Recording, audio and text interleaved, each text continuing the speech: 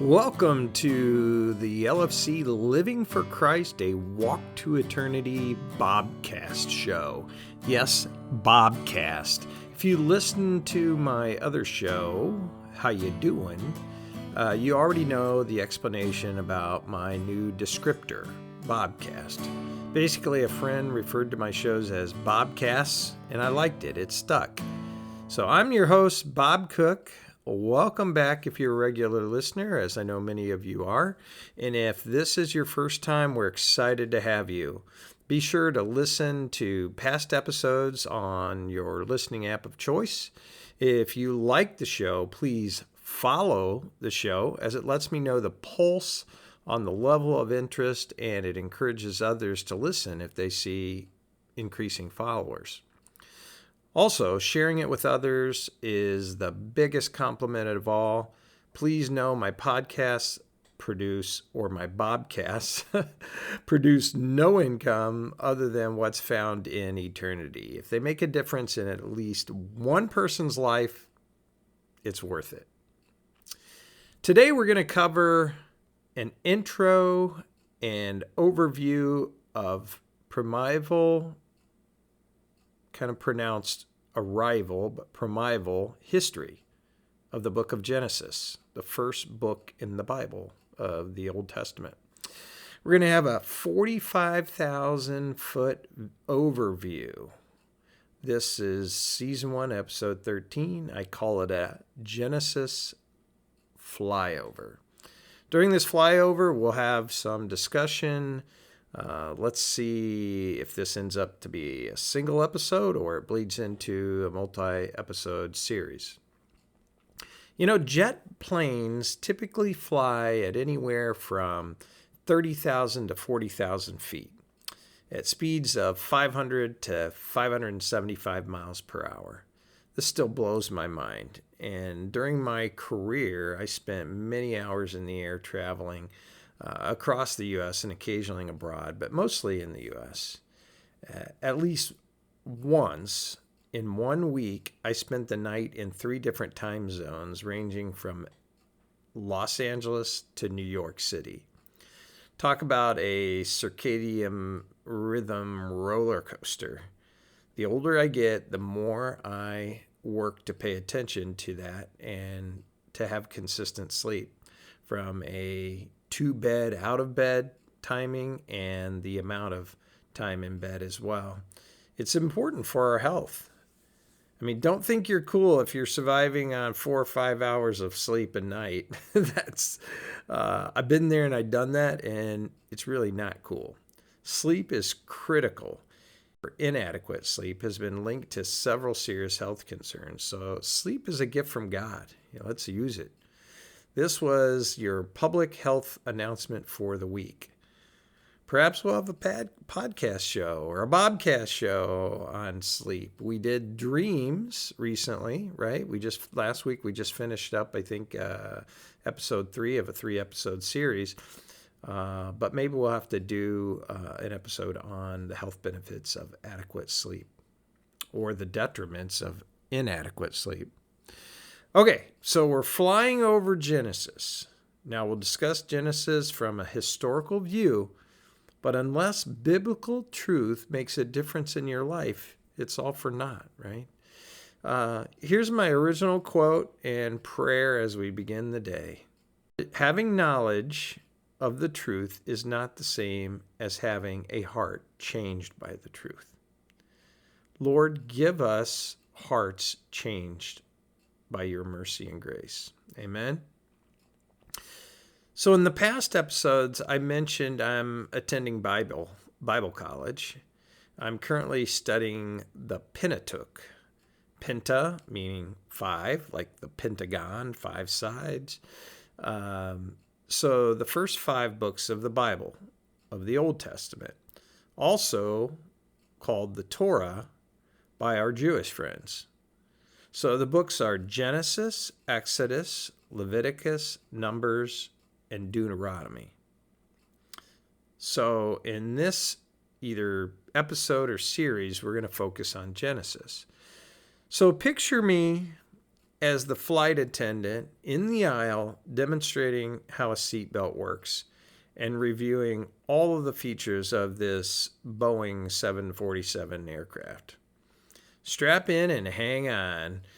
If you want, jot down the main points as an outline. For some of you, this may be a simple review, but for others, you may have only gotten bits and pieces and never really looked at it from the mountaintop. Personally, I like getting up out of the weeds and getting a view from above. It's like hiking in the mountains, like the Rockies or the Appalachians or the wonderful Porcupine Mountains of the western upper peninsula of Michigan. You're hiking along a wooded trail and up and back and forth on the switchbacks to come to an overlook in a clearing that looks out over a beautiful lake, like the Lake of Clouds in the Porkies. It's an awesome view over the great expanse.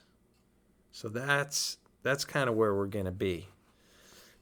So you can picture it that way, or you can picture it up in the 747. So let's go through this. Creation. Okay, the Bible starts with creation, Adam and Eve. Okay, shortly after that, and of course, creation goes through the 7 days, and on the seventh day, God rested, and numerous times He said, "And it was good." And on the seventh day He rested, and I think just relished in the beauty and the wonder of His creation. And I think that's why I'm going to give editorial comments as we go through this, but I think that's why all of us, I think, have this inherent yearning to create, whether it's a craft, whether it's like woodworking I enjoy doing, working around the home and so forth. I've mentioned this before, but I think there's something about that. And then stopping and looking back and saying, wow, that's, with God's help, I did that. And I think we should take time out to enjoy the things around us and not be always doing, but pausing and just enjoying our creation with the help of God. Whether it's gardening and, taking some pictures, sharing them with family or friends, what have you. So there was the creation, and of course, a critical part of that was the creation of Adam. Adam was created from the dust of the ground. Again, I'm not going to fill in every detail or go verse by verse. This is more of a high-level overview. And then, of course, Eve, described as his helper, was created from Adam's rib. So she was made from part of him. Well, they had two sons, Cain and Abel. Of course, prior to that, I need to back up, Adam and Eve, we had the fall of man, the first sin. So God had created this beautiful Garden of Eden, and in the middle of the garden, He created a couple trees. I think the tree of life and the tree of the knowledge of good and evil. And He said, you can eat off the fruits of any of these trees, but do not eat off these trees. All right, those are hands off. And the serpent, aka the devil, Satan, comes and tempts Eve. Now it says later, Adam was with her. So don't let Adam off the hook. So the first thing that happens is the serpent starts to twist God's words and Scripture. And we find that throughout history, and we battle with that today. The twisting, just a slight twisting of the truth. So he says something to the effect, God told you couldn't, eat from any of the trees. And she said, no, we can eat from the trees, but not the two of in the middle of the garden, and we can't touch them. So she even adds something to it herself. But then Satan, deceives her and says, well, that's because God knows you'll be like him. So she's looking at the tree of good and evil, and the knowledge of good and evil, and she sees that, wow, this looks great. This looks good. And by the way, God never said they couldn't touch it. She said they couldn't eat it. He said they couldn't eat it. So she eats it and gives it to her husband, Adam, who was with her. So we have the fall of man, and right away their eyes are open and they realize they're naked. So they sew fig leaves together to cover themselves up. And of course, I'm sure Satan is just relishing in this moment. And they hide because they hear God coming. And then God asks, where are you? And they say, here, we're over here. But we were naked, so we were embarrassed to be seen. And he said, who told you you were naked? Well, the woman you gave me. So Adam is even pointing towards God. And then the woman, she gave me the fruit from the tree of the knowledge of good and evil. And so the story goes on, and God actually makes the first animal sacrifice and creates skins and garments for Adam and Eve. We fast forward to Cain and Abel, the sons of Adam and Eve. And they are much different from each other. Abel was more of a shepherd. He kept the flocks, while Cain worked the soil, so he was more of a farmer. Abel makes a sacrifice that God really likes, but he was not as pleased with Cain's sacrifice. And of course, God sees what we don't see. We may be thinking, is that really fair? But God sees the heart, and there's obviously a difference between what Cain and Abel sacrificed, each of them. Well, this creates jealousy between the two brothers, particularly Cain, jealous of Abel. And the first murder happens, and Cain murders Abel. So as a result of that, Cain was banished by God, but he was protected from the wild animals. So down through Cain's line, Lamech is an individual that we'll hear of. And, that whole line, God still blessed the world, mankind, and blessed the line of Cain, even though he was a sinner. It just shows a little bit about God's mercy and grace. So animal husbandry, as well as the arts and technology, came from Cain's line through Lamech, and who is a descendant of Cain. And when I say animal husbandry, that's raising and domesticating animals and using the ranchers and things like that, using them to the benefit of man. Down the line of Adam and Eve comes Seth and his son Enosh and Enoch. And Enoch walked with God. It says Enoch walked with God. And the interesting thing about Enoch is God took him away. God took him away. Enoch never died. And eventually we get to Noah. As we move through all of this, or to Noah, the Bible discusses, and Genesis discusses, the evil that was in the heart of men. And it said, the sons of God and daughters of men, it refers to them. And there are two different views. One is the sons of God are fallen angels, and the daughters of men are humans. and that they have relationships. They marry or they have offspring together. Or the other view is the sons of God are godly men out of the line of Seth, and they're intermarrying with ungodly individuals like the line of Cain. There is a marriage of believers with unbelievers. And I need to back up and just clarify something a little bit. There was Cain and Abel. Later, Adam and Eve had a son, Seth.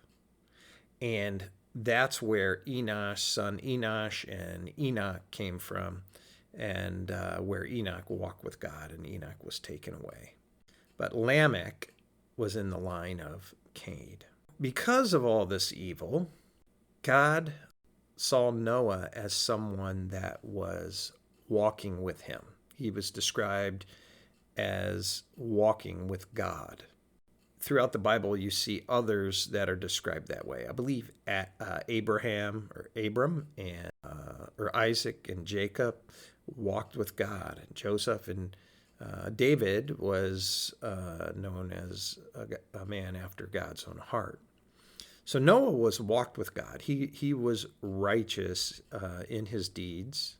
Sure, he wasn't perfect because all men, all humankind were sinners, particularly after Adam and Eve. But hey, let's face it. If it had been Bob instead of Adam, I would have messed up. You know, it's just it's inherent in us. But God had a plan, right? God had a plan. So there was the flood that destroyed the entire earth, world, and there's debate about whether it just destroyed the inhabited world at that time or the entire earth. But in fact, when you look into different stories throughout the globe, there is this, sometimes maybe considered mythological, but there is this history in Asia and also even in American Indian culture of a great flood. And I find it interesting here in Southwest Michigan or a lot of places in Indiana as well and others where you can find fossils, you know, completely away from water, completely away from the sea, and like coral, for example. So I don't know. It certainly seems feasible, and when it says that it destroyed the entire world, then I'm going to take that as literal. The human race was saved through Noah and his line. He had a wife, and he also had 3 sons, Shem, Ham, and Japheth. Now, Ham shamed his father after he was drunk and naked. Now, this takes place after the flood. You know, it's like 2 by 2, walking all the animals into the ark, which is an amazing story. If you ever have a chance to go to the Ark Encounter, it's like it's a replica of the ark to the real size of the ark, and it's down in near just south of Cincinnati in northern Kentucky. But it is really worth a trip. It's amazing. After the flood dissipates and they leave the ark, they are told to replenish the earth. At a particular time, Noah gets drunk on the wine made from the grapes, and he's naked in his tent. So he's passed out naked in his tent from drinking too much wine. All right. I'm sure there's stories out there, but we won't go into them, right? It happened. And his son, Ham, saw that this was the fact. But instead of doing anything about it, he told his brothers, Shem and Japheth. So whether he was making fun of his dad or he thought it was funny, what have you, but in that culture, even in the Middle East today, my understanding is, you know, you do not shame your father. You do not, you know, people mess up, but you are not going to have fun at his expense, right? Your elder's expense. Ham's and Canaan's descendant end up in northern Africa and in the western Arabia Peninsula. Canaan came from Ham's line. So those are the descendants in North Africa and the western Arabia Peninsula. Japheth, his descendants ended up in southeastern Europe in the Mediterranean. So I always find this so interesting, just how everything kind of got spread out, from like one family. First you had Adam and Eve, and everything grew out of that. Then you had the destruction of the world, and Noah and his family, again, repopulating the world. And Shem, the third son, his descendants ended up in the eastern lands of what is modern Iraq, Iran, eastern Saudi Arabia. In what I had read, the line splits, the commentary I read, the line splits at the sons of Eber, Joktan, and Peleg, and Abraham. So under Eber, who's Shem's descendant, the line splits between Joktan and Peleg and Abraham. As the world is being repopulated, we see the story of the Tower of Babel. And, it's less about the tower that's being built to heaven and more about really the arrogance that the people had at God's expense. And Babel was located in kind of the center of the area, Babylon. So a key area in the history of the Middle East. So if you recall the Tower of Babel, that's when man thought, okay, hey, we're going to build this great tower to heaven. We don't need God. We can do this ourselves. We can be gods in our own right. And God said, no.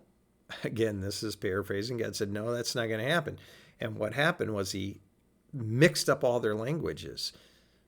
Apparently, up until that time, everyone could communicate together and make great strides in the human race and with technology and so forth.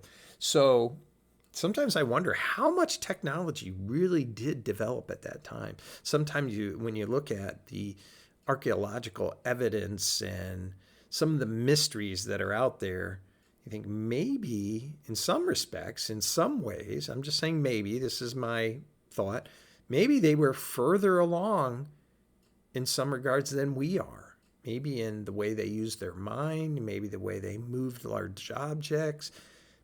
I don't know. It's interesting to think about. It's one of those mysteries that we will not probably know the answer to on this side of heaven.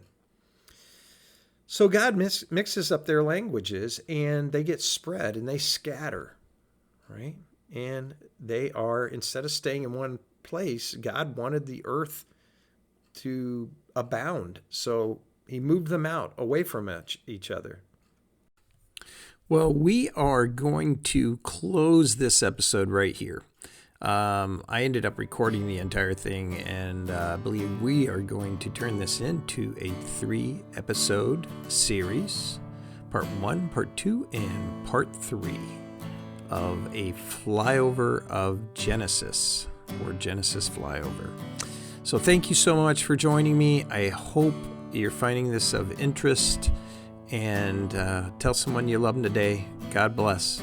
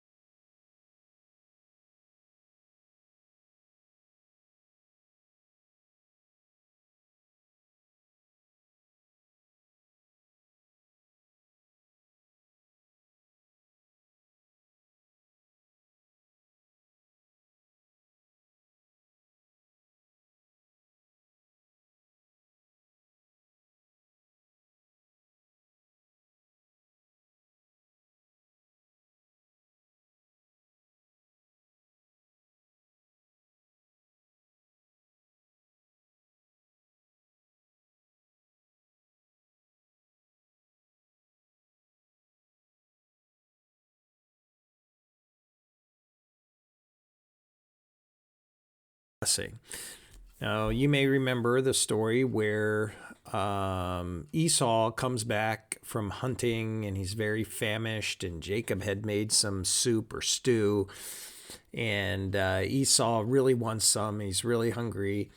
And Jacob says, well, I'll do that if you give me your birthright. And Esau just goes, yeah, sure, whatever. He didn't really think about it. And so Jacob, being pretty crafty, basically takes Esau's birthright as being the firstborn. And then later, with Rebekah's help, Jacob steals the blessing. So they kind of go hand in hand. But when Isaac is very old and is blind, can't see, Rebekah helps him kind of disguise himself as Esau, and he goes in and he gets the blessing from Isaac. Now, Jacob ends up fleeing.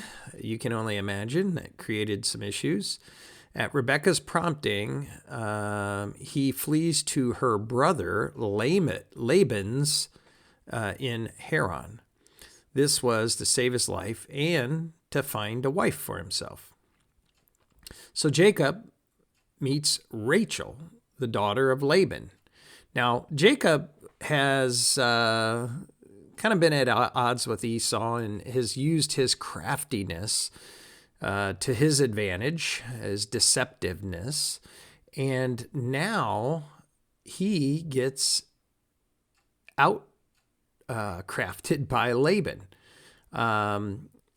Jacob falls in love with Rebekah, Laban's daughter, is a younger daughter, and Jacob agrees to work. He falls in love with Rachel. Jacob falls in love with Rachel, Laban's younger daughter, and he agrees to work for 7 years for Laban in order to marry Rachel. But there's a switch and a change, and somehow he ends up marrying Leah instead. That's the older daughter of Laban's. And remember, Laban is Rebekah, Isaac's wife's, or Jacob's mom's brother. So he agrees with Laban to work another 7 years in order to marry Rachel. So now he has 2 wives, and the trickster was tricked, right? Now, Jacob has 6 sons and 1 daughter with Leah, the older daughter of Laban. And those are Reuben, Simeon, Levi, Judah, Issachar, Zebulun, and Dinah is the daughter. So the 6 boys and 1 daughter. Now, Rachel was barren, and eventually, again, there's impatience here, and Rachel provides Jacob with her maidservant, Bilhah. And Bilhah has 2 boys, Dan and Naphtali. Okay, so there's 6 sons and 1 daughter from Leah, 2 sons from Rachel's maidservant, and then Leah provides her maidservant to Jacob. You almost get the feel that there's this competition going on between these 2 ladies. And Leah's maidservant, Zilpah, provides 2 sons, Gad and Asher. Now, lastly, Rachel's womb is opened, and she ends up having 2 sons, Joseph, while they were still in Haran, and then Benjamin in the land of Canaan once Jacob returns to Canaan. So those are the 12 sons of Jacob.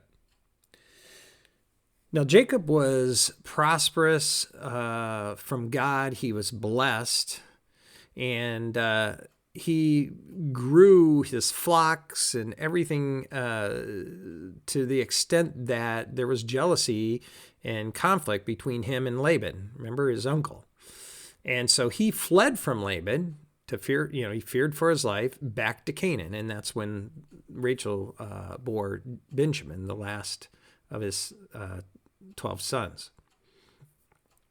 Well, sometime in that time frame was when, you may remember the story, Jacob wrestled with a man, right? They don't really describe it, but it appears to be an angel. And as he wrestled, and it almost appeared that maybe he was overcoming the angel, they were going back and forth. This angel just with a touch touched his hip, boom, and it came out of a joint or became lame. And Jacob, through that whole interaction in the discussion, was renamed Israel. So we had, a number of these individuals get renamed, right? Abraham to Abram. And there's meaning in a name. Like these names, without going back and telling all the details, but names were not just names back then. They actually meant something. And Abraham went to Abram. Sarai went to Sarah. And in this case, Jacob went to Israel.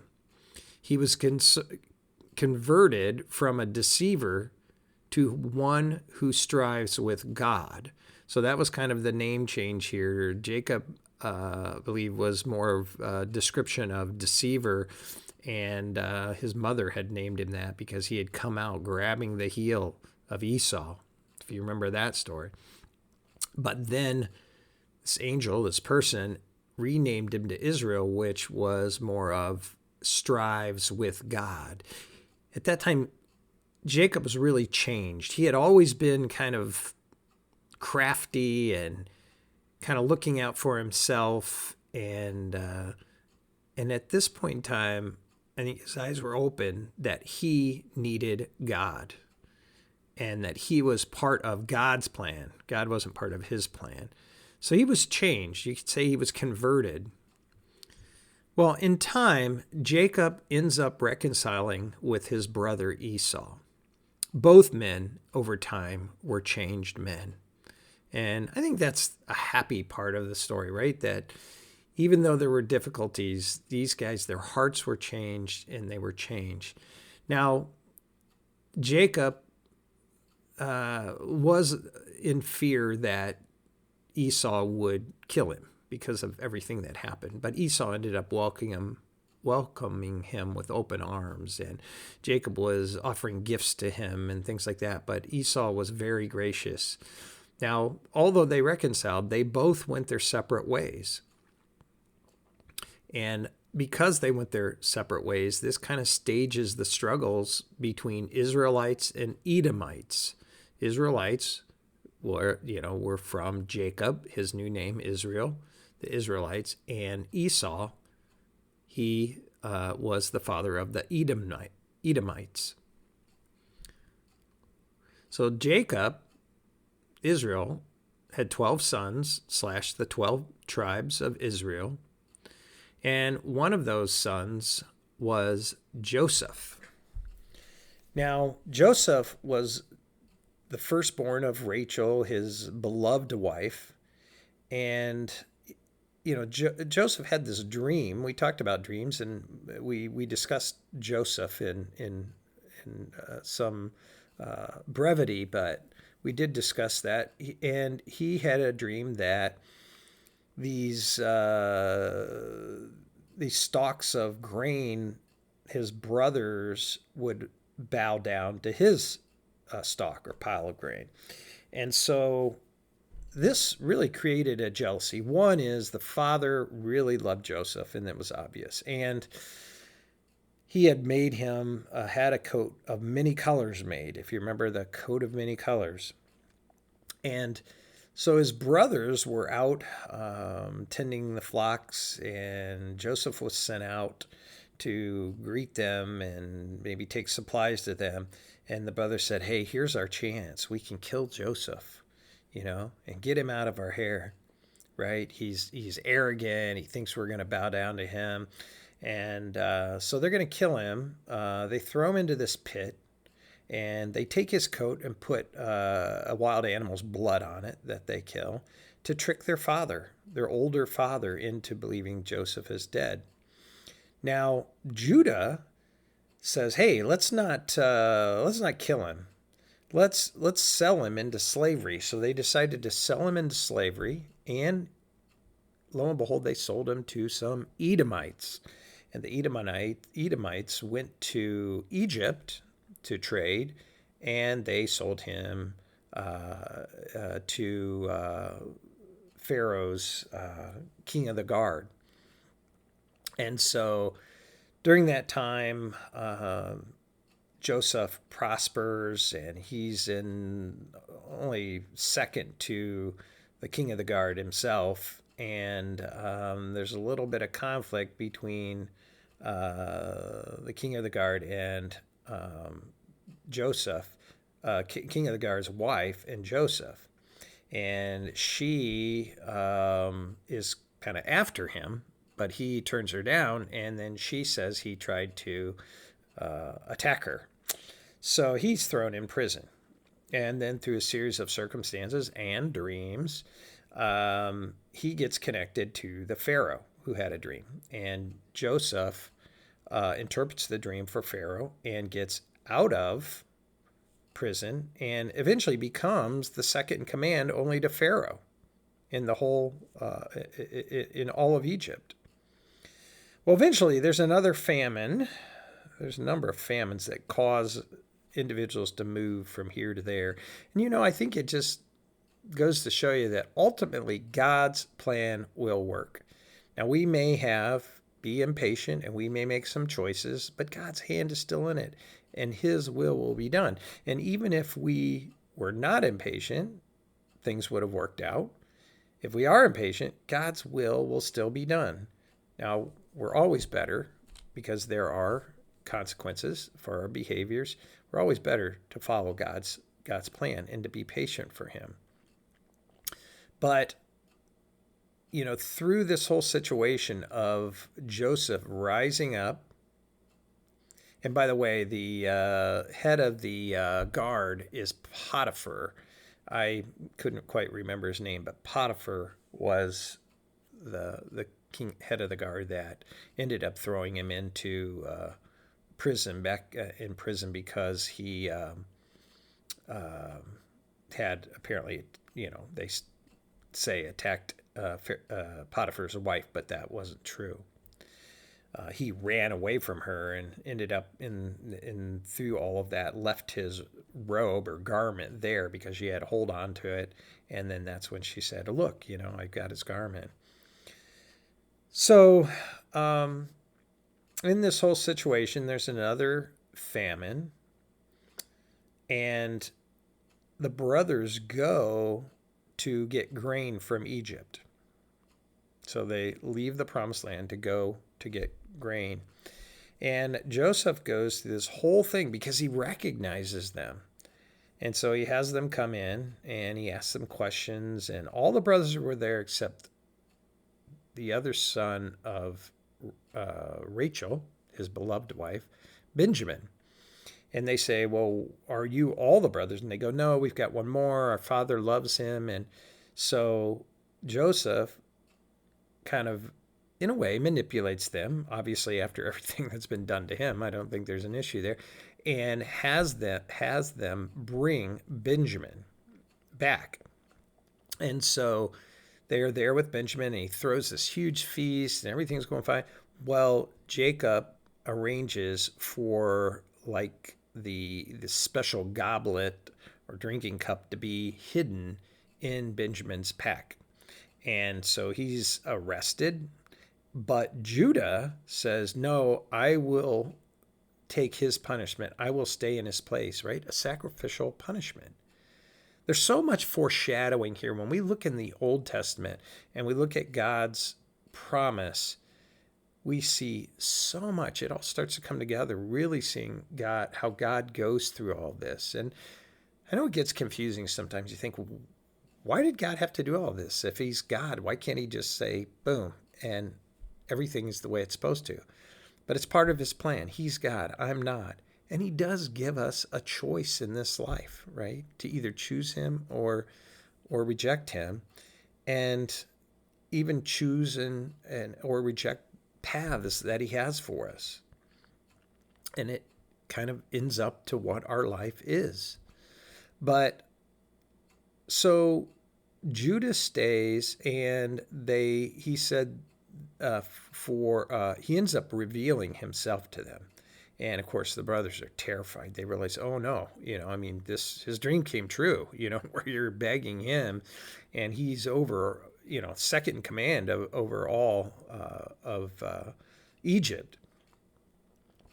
But eventually, Jacob and his entire family move to Egypt and live there, and with Pharaoh's blessing and Jacob's family, the Israelites, Jacob now Israel, the Israelites prosper, and they continue to prosper.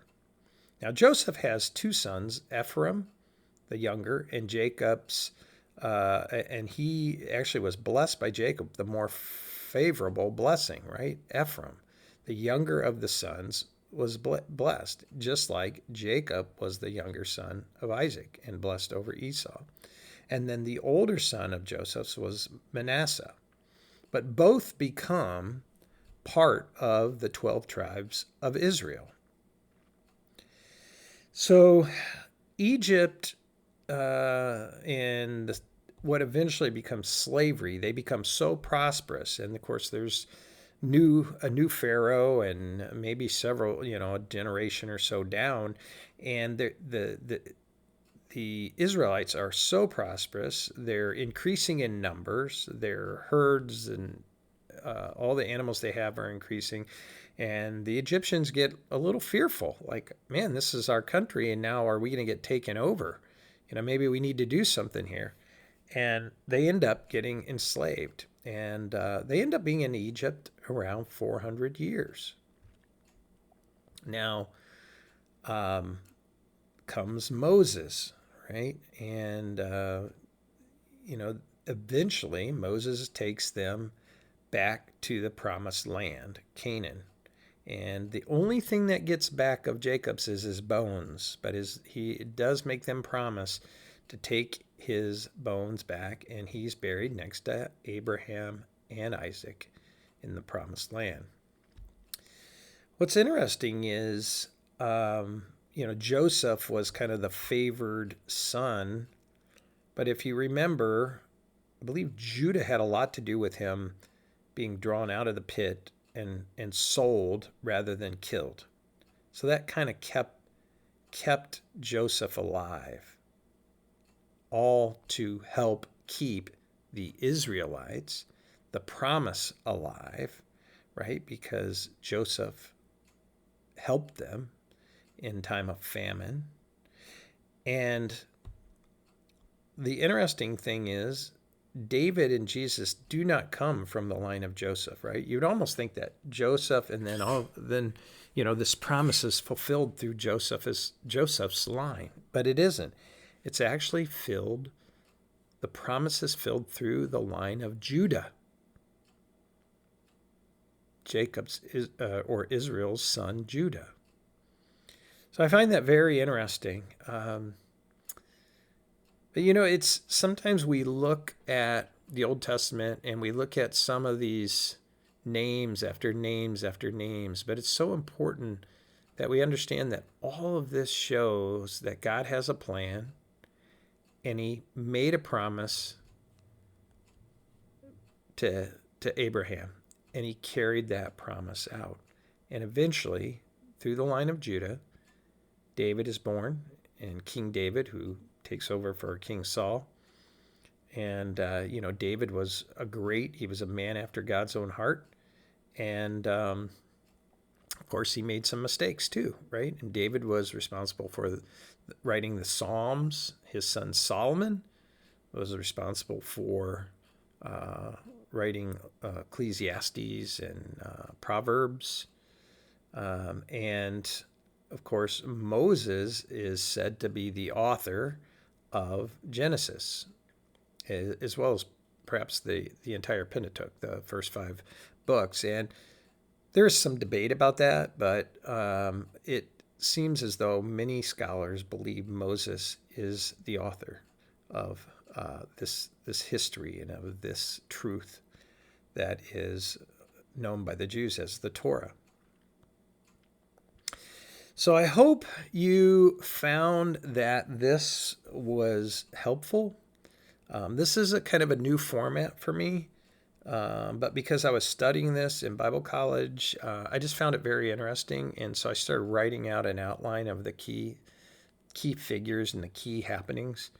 So I am going to do another quick flyby just as we wrap this up, and all I'm going to do here is just name kind of some of the names, the highlights, and then we'll wrap up with this series, which I'm sure has become a series by now because I think the time was just too long. So we had creation, right? All of the creations, heaven and earth, everything was created by God, who was always is existed and will exist for eternity. Man was created, Adam and Eve, humankind. They had 2 sons, Cain and Abel. Cain killed Abel out of jealousy. Seth was a 3rd son of Adam and Eve. Noah ended up coming from the line of Seth. There was evil in the world that developed over time, and God did a cleanse and wiped out the entire world through a flood, a cataclysmic flood. And if you recall, one thing I didn't mention earlier was he gave a promise to Noah that he would never destroy the world again by water. So we've had some bad floods across the world, but we have a promise that the earth will never be destroyed by water again. Now, Noah had 3 sons, Shem, Ham, and Japheth.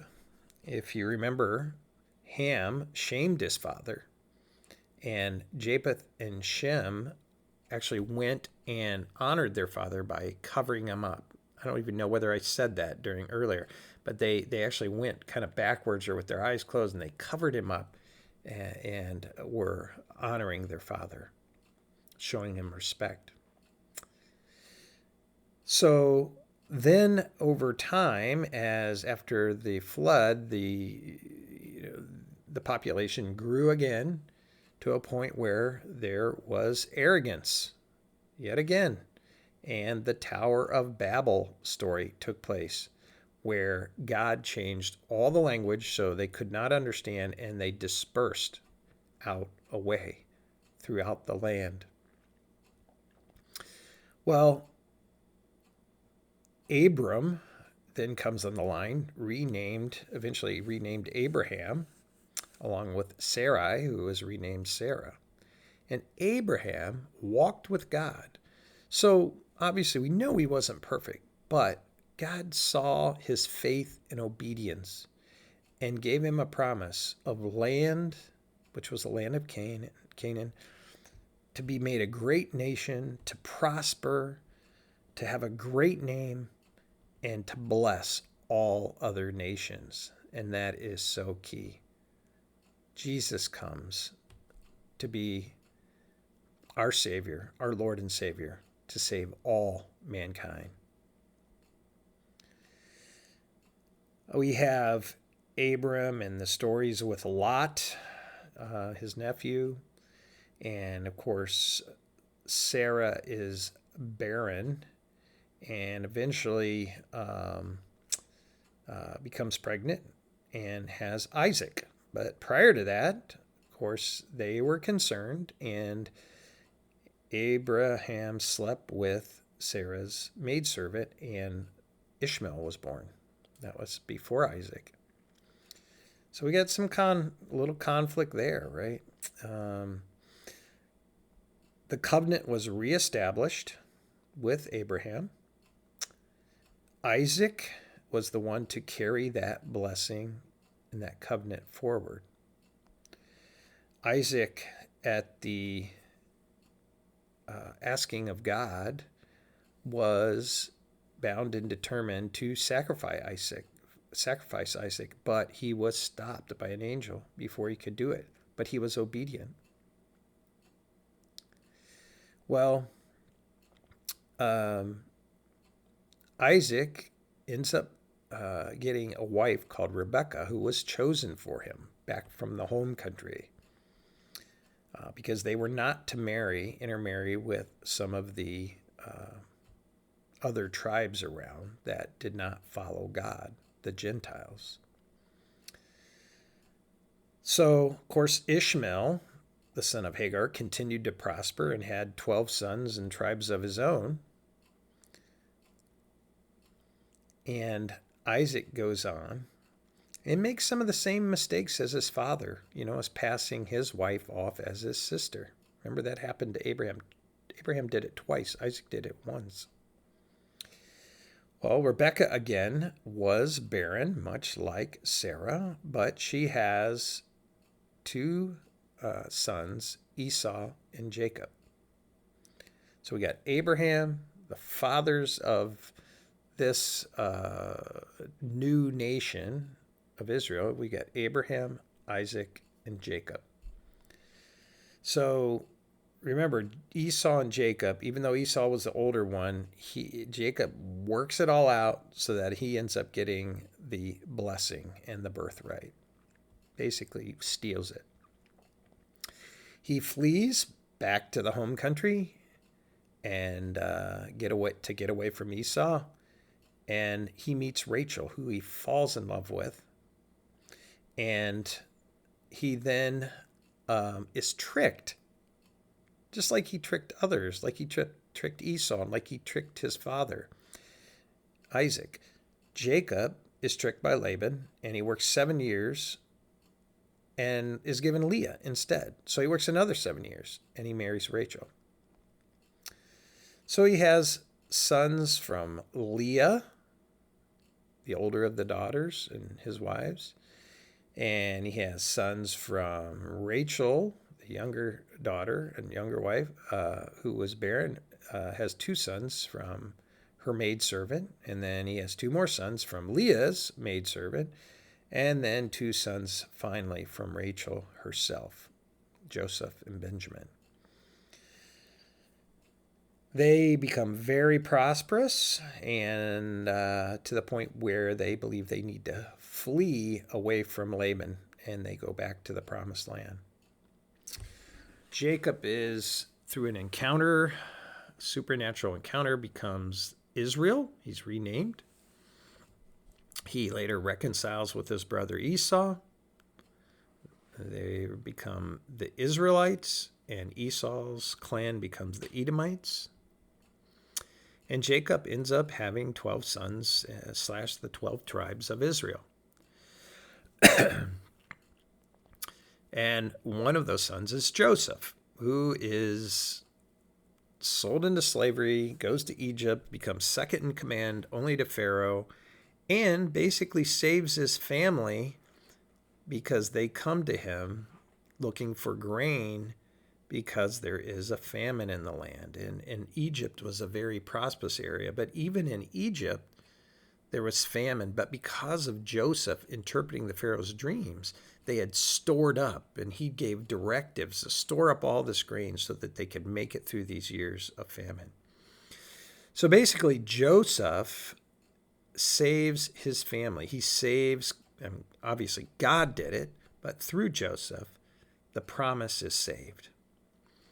Now, they become so prosperous in Egypt, while in Egypt, they end up becoming slaves. And it's 400 years, approximately, and Moses brings them out of Egypt to go back to the promised land. Now, obviously, there's more to the story, much more, but that pretty much is a summary of everything that happened in Genesis. So I do encourage you to read the book of Genesis yourself.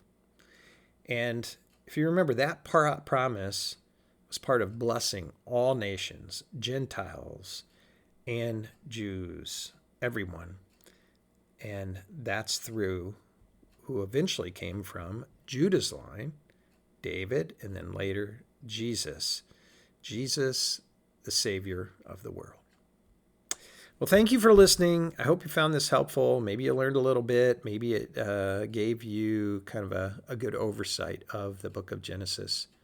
But look forward to being with you next time. Tell somebody you love them. God bless.